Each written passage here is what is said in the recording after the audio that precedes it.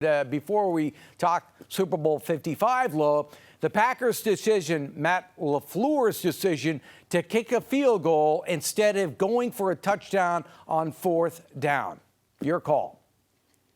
Yeah, I think that was just a horrible call by LaFleur. You're in a situation where you haven't necessarily been able to stop Tom Brady even prior to that. And you think about the interception, a tip ball could have been caught by his receiver, and you're down another score. So Tampa Bay had many chances to even put that game even more out of reach. So because of that, LaFleur, you got to go for that. It's 4th down. You take the opportunity, go for it, because you know you may not get the ball back. So I thought that was a gamble, and you heard Aaron Rodgers in the post-conference. It's talking about, you know what, it wasn't my decision. Tell you what, Dennis, you think they wouldn't want to have that first-round draft pick back? What if they would have got another slot receiver to help Devontae Adams out? Think about where this Packer team could have been. Great job this year, Aaron Rodgers, but definitely they should have went for that. Well, at one point, it appeared that Green Bay did hold the holding call at the end of the game on Kevin King that iced the football game. So given the officials' pattern throughout the game, of non-calls, was this, in your opinion, a flag that should have been thrown?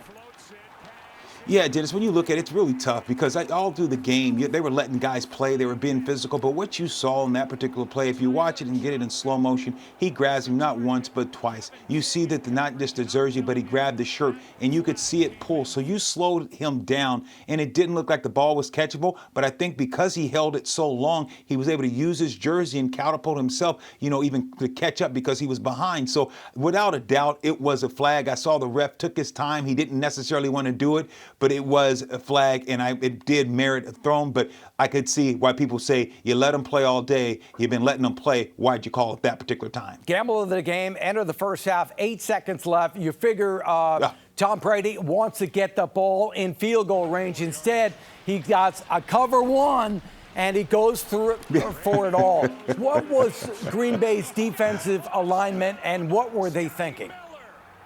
Yeah, you're sitting there playing man-to-man coverage, and Green Bay's saying, okay, look, they're going to sit there and they say, we're going to pass this off. The safety's going to play over the top. They're saying, look, let's just make sure we keep them out of the end zone, not necessarily give up a field goal either. So they just got lazy. They doubted Tom Brady. This was just lazy coverage by the corner. You saw the corner. He's looking in the backfield, and the receiver runs by him because he's not, really paying attention. He doesn't think Tom's going to make that throw and take that chance. So that's just lazy defense. That is something that Green Bay, when they watch that, they're going to look at that and say, right before the half, a 7-point game swing, that's just too much. And that came back to hurt them later on that game. A lot of drama there, not so much in the AFC title game, where I thought Patrick Mahomes came in with a turtle injury, a concussion suffered last week. I was waiting to see how he would play, and man, did he answer that bell with 2 key players on offense. Did he ever?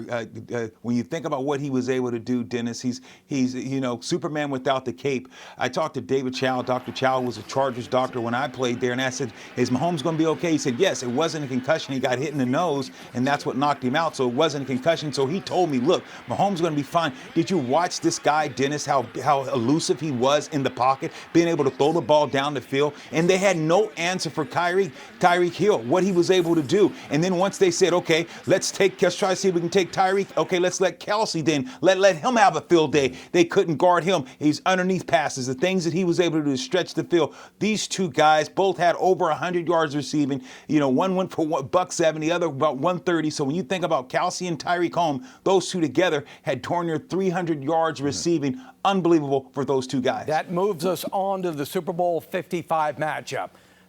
Who do you like and why? Ooh, you see, I'm trying to wear a little Tampa Bay colors. I played for the Bucks. I love Bruce Arians. He was my coach when I was with the Saints. I love Arians, what he brings to the table. I love what they're doing. Look at Tom Brady. Know that guy. Love their family. I went to school with Marine, his sister, Marine Brady, and Tommy used to come down to Fresno.